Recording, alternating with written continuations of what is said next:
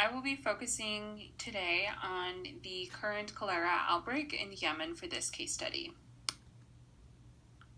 So just a brief overview of the case study outline that we'll be discussing. So we'll talk about the history of the Yemen Civil War in 2014. We will answer what is cholera disease. Then we will look at the factors that led Yemen into a health crisis. Then we will take a look at Yemen in 2017, what the statistics look like now. And then we will answer these two very important questions. Is there hope? And how is the international community responding? In September 2014, Yemen broke out in a civil war due to the government in power being overthrown by a rebel group. In March 2015, Saudi-led military intervention.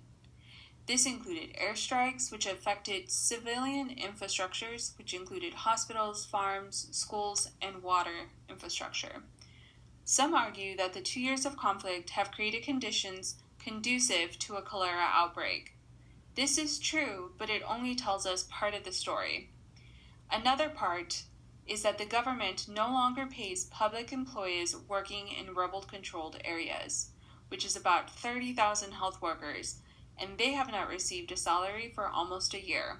Sanitation workers, water engineers in Sana'a, the capital of Yemen, have been on strike for months, leaving uncollected rubbish on the streets and drains clogged. So what is cholera? Cholera is a bacterial disease spread by highly contaminated water or food sources. It is most likely to be found and spread in places with inadequate water treatment, poor sanitation, and inadequate hygiene. Symptoms include vomiting, diarrhea, cramping, rapid loss of fluids, which results in dehydration, which results in shock. If cholera is not treated quickly, people can die within hours. Cholera first spread from the Ganges Delta in 1817. The outbreak killed tens of millions of people across the world over the next 150 years. However, due to modern improvements in water sanitation, water infrastructure, access to medicine and healthcare has lowered the amount of cases reported. Cholera is treated and prevented by maintaining fluids, antibiotics, and proper hygiene.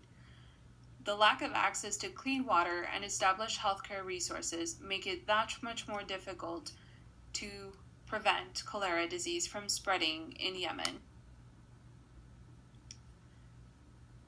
So looking at statistics, something that was very shocking, according to UNICEF and the World Health Organization, there is 13.1 million people without access to safe water and sanitation, which just goes to show the collapse of sanitation and clean water systems due to the country's ongoing conflict. And when we look at Yemen specifically, we see that food production has collapsed. About 4.5 million children, pregnant, and lactating women are malnourished, and only 45% of health facilities are functioning and have the adequate supplies and staff. And again, 45% of the population requires assistance to access safe water to drink and for sanitation. So here we see a map that illustrates visually where the majority of the conflict in Yemen is going on right now. Here we see where the concentration of cholera outbreak is happening in Yemen.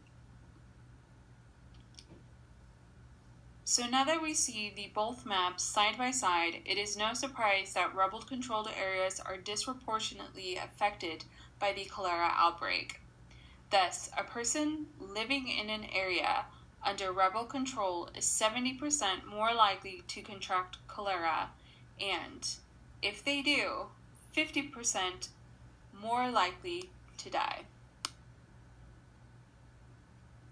Over the past 4 months, Yemen has been hit with the strongest cholera outbreak, which the UN states is the worst in the world.